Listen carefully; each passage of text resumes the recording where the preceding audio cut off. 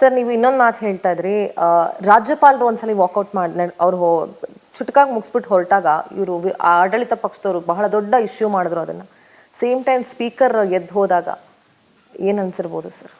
ನೋಡಿ, governor constitution post, speaker constitution post, ಇವರಿಬ್ಬರು ಅದೇ ಚೇರ್ ಮೇಲೆ ಗವರ್ನರು ಕೂತಿದ್ರು, ಅದೇ ಚೇರ್ ಮೇಲೆ ಸ್ಪೀಕರೂ ಇದ್ರು. ಅದೇ ಚೇರಿಂದ ಗವರ್ನರು ವಾಕೌಟ್ ಮಾಡಿದ್ರು, ಅದೇ ಚೇರಿಂದ ಸ್ಪೀಕರು ವಾಕೌಟ್ ಮಾಡಿದ್ರು. ಅಂದ್ರೆ ಈ ಸರ್ಕಾರ ಸರಿ ಇಲ್ಲ ಅಂತ. ಯಾವ ನೈತಿಕತೆ ಇದೆ ಹಾಗಾದ್ರೆ ಕಾಂಗ್ರೆಸ್ ಅವರಿಗೆ ರಾಜ್ಯಪಾಲರ ಬಗ್ಗೆ ಮಾತಾಡ್ಲಿಕ್ಕೆ? ಅಲ್ಲ, ರಾಜ್ಯಪಾಲರ ಬಗ್ಗೆ ಮಾತಾಡೋ ನೈತಿಕತೆ ಇಲ್ಲೇ ಇಲ್ಲ ಬಿಡಿ. ಈ ಗವರ್ನರ್ ಅವ್ರ ಪಾರ್ಟಿಯವರೇ, ಅವ್ರು ಕಾಂಗ್ರೆಸ್ ಇಂದ ಎಲೆಕ್ಟ್ ಆಗಿದ್ದು. ಗವರ್ನರ್ ಇದಾದ್ಮೇಲೆ ಸ್ಪೀಕರ್ ಆದ್ಮೇಲೆ ಅವರು ರಾಜೀನಾಮೆ ಕೊಟ್ಟಿದ್ದಾರೆ. ಆದ್ರೆ ಎಲೆಕ್ಟ್ ಆಗಿದ್ದು ಕಾಂಗ್ರೆಸ್ ಇಂದಾನೆ. ಅವ್ರಿಗೆ ಬೇಜಾರಾಗಿದೆ ಈ ಸರ್ಕಾರದ ನಡವಳಿಕೆ.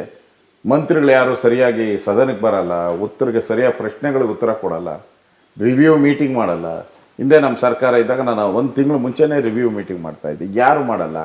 ಚೀಫ್ ಸೆಕ್ರೆಟರಿ ಅಂತೂ ಹೇಳೋದು ಕೇಳೋದು ಏನೂ ಇಲ್ಲ. ಚೀಫ್ ಸೆಕ್ರೆಟರಿ ಅವರು ಕಂಡ್ರೆ ಯಾರಿಗೂ ಭಯನೂ ಇಲ್ಲ. ಮುಖ್ಯಮಂತ್ರಿ ಅಂತೂ ಅವ್ರ ಚೇರ್ ಉಳಿಸ್ಕೊಳಕ್ಕೋಸ್ಕರ ಅವರು ಸರ್ಕಸ್ ಮಾಡ್ತಾ ಇದ್ದಾರೆ. ಒಂಥರ ಸರ್ಕಸ್ ಕಂಪನಿ ಇದ್ದಂಗೆ ಈ ಸರ್ಕಾರ. ವಿರೋಧ ಪಕ್ಷ ಅಂತಂದ್ರೆ ಈಗ ಬರೀ 1-2-3 ಫೇಸ್ ಮಾತ್ರ ಆಗೋಗ್ಬಿಟ್ಟಿದೆ ಸರ್. ಮೊದಲಿಗೆ ವಿರೋಧ ಪಕ್ಷದ ನಾಯಕರು ಆರ್ ಅಶೋಕ್ ಸರ್, ಇನ್ನೊಬ್ರು ಸುನಿಲ್ ಕುಮಾರ್, ಇನ್ನೊಬ್ರು ಯಾರು ಅರವಿಂದ್ ಬೆಲ್ಲದ್, 3 ಜನ ವಿರೋಧ ಪಕ್ಷ ಅಂತಂದ್ರೆ ಆಗೋಗ್ಬಿಟ್ಟಿದೆ. ಯಾರು ನಿಮ್ಮ ಪಕ್ಷದಲ್ಲಿ ಅಷ್ಟ್ರ ಮಟ್ಟಿಗೆ ಆಕ್ಟಿವ್ ಆಗಿರೋದು ಕಾಣಿಸ್ತಲ್ಲ. ನೀವು 1-2-3 ಜನನ ಬಿಟ್ರೆ ಯಾಕೆ ಹಾಗೆ ನಡೆಯೋದು? ಎಲ್ಲರೂ ಮಾತಾಡಕ್ಕಾಗಲ್ಲ, ಅವಕಾಶ ಎಲ್ಲರಿಗೂ ಸಿಗಕ್ಕಾಗಲ್ಲ. ಒಬ್ಬ ಲೀಡರ್ ಅಂತ ಇರ್ತಾರೆ, ಲೀಡರ್ಗೆ ಹೆಚ್ಚು ಅವಕಾಶ ಇದ್ದೇ ಇರ್ತೈತೆ. ಅದ್ರ ತರ ಇನ್ನ ಪದೇ ಪದೇ ಮಾತಾಡೋ ಅಂತ ಸುರೇಶ್ ಕುಮಾರು, ಈ ಥರದೆಲ್ಲ ಇದ್ದಾರೆ. ನೆನ್ನೆನೂ ಕೂಡ ಬಹಳಷ್ಟು ಜನ ಬೆಂಗಳೂರು MLAಗಳು, ನಮ್ಮ ಸತೀಶ್ ರೆಡ್ಡಿ, ವಿಶ್ವನಾಥ್, ಮುನ್ರಾಜು, ಮುನಿರತ್ನ ಅವರೆಲ್ಲ ನೆನ್ನೆನೂ ಕೂಡ ಒಳ್ಳೆ ಪರ್ಫಾರ್ಮ್ ಮಾಡಿದ್ದಾರೆ. ಮಾಧ್ಯಮದೆಲ್ಲ ಒಳ್ಳೆ ಸುದ್ದಿ ಬಂದಿದೆ. ಇಷ್ಟೆಲ್ಲ ನೀವು ಹೋರಾಡ್ತಿದ್ರು ಸರ್, ಯಾಕೆ ಇನ್ನೂ ಪ್ರಾಪರ್ ಆಗಿ ಎಲ್ಲೋ ಒಂದ್ ಕಡೆ ಈ ಸರ್ಕಾರಕ್ಕೆ ಇನ್ನೂ ಸರಿಯಾಗಿ ತರಾಟೆಗೆ ತಗೊಳಕ್ಕೆ ಆಗ್ತಾ ಇಲ್ಲ? ಸರ್ಕಾರ ಇದ್ರೆ ತಾನೇ ಏನಾನ ಆಗೋದು. ಸರ್ಕಾರ ಸತ್ತೋಗ್ಬಿಟ್ಟಿದೆ. ನಮ್ಮ ಪಾಲಿಗಂತೂ ಸತ್ತೋಗಿದೆ, ಜನರ ಪಾಲಿಗೂ ಸತ್ತೋಗ್ಬಿಟ್ಟಿದೆ. ಈ ಗ್ಯಾರಂಟಿ ಅನ್ಕೊಂಡು ಅಷ್ಟೇ, ಅವರು ಗ್ಯಾರಂಟಿ ಮೇಲೆ ಬದುಕಿರೋದು ಅಷ್ಟೇ. ಇನ್ನೇನು ರೋಡ್ ಎಲ್ಲ ಹಾಳಾಗಿದೆ, ಹಳ್ಳ ಬಿದ್ದ ರಸ್ತೆಗಳು, ರೈತರ ಆತ್ಮಹತ್ಯೆ ನಡೀತಾ ಇದೆ, ಆಸ್ಪತ್ರೆಗಳಲ್ಲಿ ಔಷಧಿ ಇಲ್ಲ, ಡಾಕ್ಟರ್ ಇಲ್ಲ. ಈ ಪರಿಸ್ಥಿತಿ ಇಡೀ ಕರ್ನಾಟಕದಲ್ಲಿ. ಯಾರಿಗೂ ನೆಮ್ಮದಿ ಇಲ್ಲ ಈ ಸರ್ಕಾರ. ಇವ್ರಿಗೇನು, ಮುಖ್ಯಮಂತ್ರಿಗೆ ಉಪಮುಖ್ಯಮಂತ್ರಿಗೆ ಅಧಿಕಾರ, ಹೆಂಗನ ಮಾಡಿ ಯಾರನ್ನ ಹಾಳಾಗೋಗ್ಲಿ ಏನೋ ಆಗಲಿ, ನಾನೊಂದು ಆ ಪೋಸ್ಟಲ್ಲಿ ಕಂಟಿನ್ಯೂ ಆಗಬೇಕು ಅಂತ, ಇನ್ನೊಬ್ರು ಆ ಪೋಸ್ಟನ್ನ ಒದ್ ಕಿತ್ಕೊಬೇಕು ಅಂತ, ಇಷ್ಟೇ ನಡೀತಾ ಇರೋದು. ಇನ್ನೇನು ಬೇರೆ ಇಲ್ಲ. ಬಹುಮತದ ಸರ್ಕಾರ ಅಷ್ಟೇ ಇದು, ಜನ ಬೆಂಬಲದ ಸರ್ಕಾರ ಅಲ್ಲ. ನೀವು ಹೇಳ್ತೀರಿ ಸರ್ಕಾರದಲ್ಲಿ ಬೇಕಾದಷ್ಟು ಭ್ರಷ್ಟಾಚಾರ ನಡೀತಾ ಇದೆ ಅಂತ ಹೇಳಿ. ಯಾಕೆ ಸಾಕ್ಷಿ ಸಮೇತ ಯಾವ್ದನ್ನು ಪ್ರೂವ್ ಮಾಡಕ್ಕಾಗಿಲ್ಲ? ಮಾಡಿದ್ರಲ್ಲ, ಮೂಢ ಹಗರಣದಲ್ಲಿ ಸಾಕ್ಷಿ ಸಮೇತ ಪ್ರೂವ್ ಮಾಡಿದ್ಕೆ ಅಲ್ಲ 14 ಸೈಟ್ ವಾಪಸ್ ಕೊಟ್ಟಿದ್ದು. ಅಲ್ಲ ಸರ್, ವಾಲ್ಮೀಕಿ ಹಗರಣದಲ್ಲಿ 187 ಕೋಟಿ ಪ್ರೂವ್ ಮಾಡಿದ್ದಾನೆ, ಅವರೆಲ್ಲ ಜೈಲಿಗೆ ಹಾಕಿದ್ದು. ಕನ್ವಿಕ್ಷನ್ ಅನ್ನೋ ಮಟ್ಟಕ್ಕೆ ತನಕ ಯಾವ್ದು ಹೋಗಿ ಹೋಗ್ತೈತಲ್ಲ. ಕನ್ವಿಷನ್ ಕೋರ್ಟ್ ಅಂದ್ರೆ ನಿಮ್ಗೂ ಗೊತ್ತಿದೆ, ದೇಶದಲ್ಲಿ ಕೋರ್ಟ್ ಏನು ಒಂದೇ ದಿನಕ್ಕೆ ತೀರ್ಮಾನ ಕೊಡ್ತಾರೆ. ಅಬಕಾರಿ ಇಲಾಖೆಯಲ್ಲಿ ಹಗರಣ ಅಂತ ಇದೆ, ಇನ್ನು ಸಾಕಷ್ಟು ಹಗರಣಗಳು ನಡೀತಾ ಇದೆ ಅಂತ ಆರೋಪ ಮಾಡಿದೀರಿ. ಬಟ್ ಸ್ಟಿಲ್ ಅದನ್ನ ಇನ್ನೂ ಎಷ್ಟೋ ಹಗರಣಗಳ ದಾಖಲೆಗಳು ಹೊರಗಡೆ ತರೋದಕ್ಕೆ ಬಿಜೆಪಿ ಕೈಲ ಆಗ್ತಿಲ್ಲ. ಯಾಕೆ? ತರ್ತಾ ಇದ್ದೀರಿ, ಆಗ್ತಾ ಇದೆ. ಬಟ್ ನಮ್ಮ ನ್ಯಾಯಾಂಗ ವ್ಯವಸ್ಥೆ ಗೊತ್ತಿದೆಯಲ್ಲ ನಿಮ್ಗೆ, ಬಹಳ ಬೇರೆ ದೇಶದ ತರ ಇಮಿಡಿಯೇಟ್ ಆಗಲ್ಲ.